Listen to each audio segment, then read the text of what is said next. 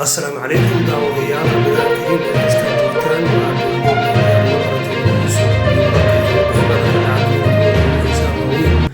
ومالينما أربعة لباتنكي بيشي شناد لباتن وحامدين هنا أورك إنه كل بلاد إنها مدحوني هوري درك الصومالي مدن حسن الشيخ محمود أيا إيدين علوس الجديد دولة تنجرتي إسقى أو يلو هاي كسيحة تكيس كي بدأ تاجن أيو ماشان أنا جوتني هذا وعامدين هنا داوديان hogaamiyaha xisbiga mucaaradka injineer Faysal Cali Waraabe waa hogaamiyaha xisbiga UCID ayaa waxa uu shir jaraa'id oo ku qabtay qasriga uu ka degan yahay magaalada Hargeysa waxa uu eedeyn culus ugu soo jeediyay baadiyo oo waxa uu yiri ereyga muqaddis waxaan ka maqlay markii ugu horeysay ayuu yiri Cali Mahdi markii iyagu aan labadan maqleen waxaan ka maqlay ayuu yiri baadiyo aadaba gabadhii ay sii deysay al-shabaab ee qaadatay diinta islaamka Aisha oo lagu soo weeraray baraheeda bulshada iyadoo lagu hanjabay in la dilayo daawadayaal waa Boolmoog Media fadlan subscribe saar channelka gambaleelkana furo si aad nula socotid haddaba sidaan idiin sheegnay daawadayaal waxaan warkeena ku bilaabaynaa madaxweynihii hore ee dalka Soomaaliya mudane Xasan Sheekh Maxamuud ayaa shir jaraa'id u qabtay waxa uu ku eedeeyay dowladda haatan jirta Xasan Sheekh Maxamuud ayaa waxa uu yiri dowladda haatan jirta waxa ay ka gaabisay amaba ay hoos u dhigtay ayuu yiri dacwadii ka dhankeed arrinta badda iyadoo ka gaabisay ayuu yiri mar koowaad iyo mar labaad iyo mar saddexaad baa waxaa la dib loo dhigay ayuu yiri kiiska ka dhanka ah dacwadda badda ay u dhaxaysay Soomaaliya iyo Kenya waxa uu yiri 3 jeer oo isku xiga ayaa Kenya codsigaas loo aqbalay mana dhici karta ayuu yiri in hal dal oo kaliya 3 jeer oo isku xiga codsigiisa la aqbalo taasi waxa ay ka dhigan tahay ayuu yiri in ay dowladdu wax ka og tahay Xasan Sheekh ayaa waxa uu yiri waxa kale oo aan la yaabanahay oo ilaa hadda hadlin ayuu yiri qareenkii Soomaaliya u qaabilsanaa kiiskaas oo ahaa buu yiri qof dumara iyo safiirkeena midowga Yurub noo qaabilsan oo ahaa buu yiri safiirka dalka Belgiumka iyo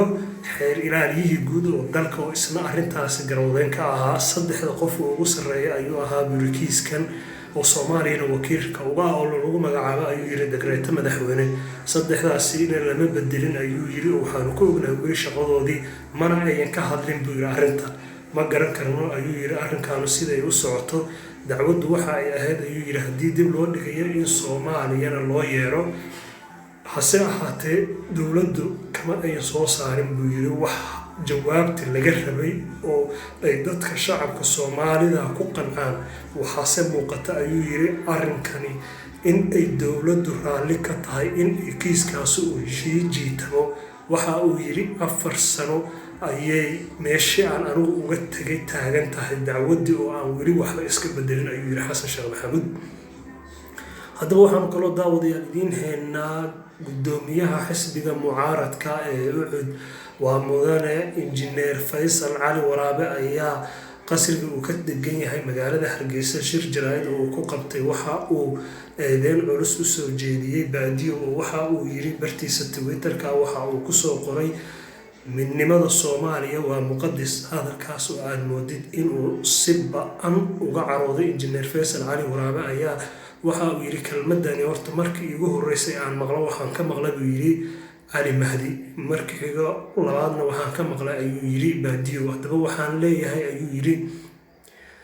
magaalada adigu u dhalatay 4 wiil oo ka yimi gobolada kugu hareeraysan ayaa habeenkii dhangad kugu seexiya adigaan kula hadlayaa ayuu yiri taada u tasho wax muqaddis la dhaxaana ma jiraan waxaad moodaa injineer Faysal Cali Waraabe kelmadda muqaddis oo uu ku soo celceliyay afkiisa in ay tahay kelmad aad u gubtay ama taabatay qulubtiisa sida carada leh ama shucuurtu ka muuqatay uga jawaabaya ayaa waxa ay fasiraysaa inuu injineer Faysal Cali Waraabe ka xun yahay mar koowaad iyo mar labaad iyo mar saddexaad kelmadaasi waxaan kaloo hadaba daawadayaal idiin haynaa haweeneydii dhawaan al-shabaab ee sii deysay ee magaceeda la oran jiray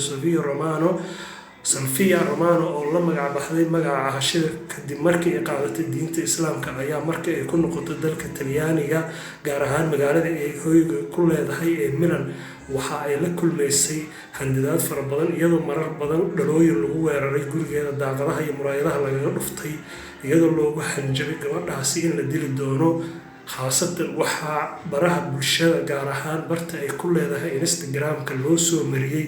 fariimo cabsigelin ah oo isugu jira hanjabaado loogu hanjabayo in la dilayo. Haweeneydan ayaa booliska markii arrinkaasi u gudbisay